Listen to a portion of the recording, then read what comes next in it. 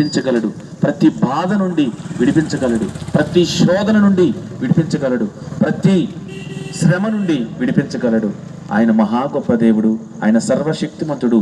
అలాంటి మేళ్ళు పొందుకున్న మేము పగల ఉద్యోగాలు చేసుకుని సాయంకాల సమయంలో కొద్ది నిమిషాలు ఈ రీతిగా చక్కని గ్రామాల దగ్గరికి వచ్చి సువార్తను ప్రకటించడానికి మేము వచ్చి ఉన్నాం. కాబట్టి ఈ ప్రేమ సందేశం, ఈ సువార్త సందేశం కేవలం ఎందుకంటే మేము పొందుకున్నటువంటి పరలోక భాగ్యము, మేము పొందుకున్నటువంటి ఈ సువార్త, మేము పొందుకున్నటువంటి ఈ క్రమశిక్షణ కలిగిన జీవితం. యేసుప్రభు అంటారు, నీ శత్రువునైనా ప్రేమించమంటారు, నిన్ను హింసించు వారి కొరకు ప్రార్థన చేయమంటారు. ప్రభువైన యేసుక్రీస్తు వారు నిన్ను వలె నీ పొరుగు వారిని ప్రేమించమని దేవుని యొక్క వాక్యం సెలవిస్తుంది. యేసుప్రభు వారు అంటారు, సకల విధమైనటువంటి పాపాన్ని ద్వేషించమంటారు.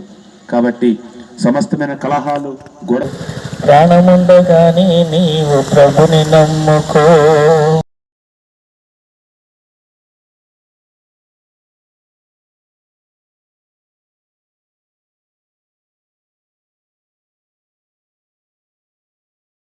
శాశ్వతమైన ప్రేమతో నేను నిన్ను ప్రేమిస్తూ ఉన్నానంటూ ఉన్నాడు.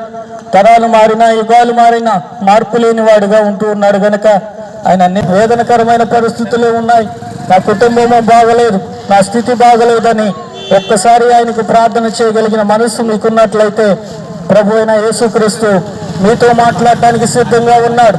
ఆయన మీతో సహవాసం చేయడానికి సిద్ధంగా ఉన్నాడు. ప్రార్థన చేసి, యేసు ప్రభువా మాకు సహాయం చేయమని ప్రార్థన చేసినప్పుడు ప్రభువైన యేసుక్రీస్తు వారు అనేక విషయాల్లో తన ప్రేమను పంచి ఆదరించి సకల బాధల నుండి విడిపించి శ్రమలను తట్టుకునే శక్తినిచ్చి, యేసుప్రభు వారు చెప్పినటువంటి ఆ వాక్యాలు, ఓర్పు, సహనము, ప్రేమ, సాత్వికము, దీన మనస్సు మనం కలిగి ప్రవర్తిస్తూ, పెద్దల్ని గౌరవిస్తూ, తల్లిదండ్రులను సన్మానిస్తూ, సకల విధములైనటువంటి మద్యపానాన్ని, వ్యభిచారాన్ని, ఇంకా రకరకాలైనటువంటి వ్యతిరేకమైనటువంటి స్వభావాన్ని, కోపాన్ని, ఆగ్రహాన్ని విడిచిపెట్టేసి అందరినీ గౌరవిస్తూ యేసు ప్రభుని ఆరాధిస్తూ జీవించాలన్నదే ప్రభువైన యేసుక్రీస్తు వారి యొక్క సందేశం.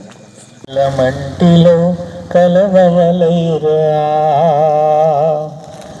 తీసుకొని పోలేడు పూచక పుల్లైనా ఇలా సంపాదన వదలవల.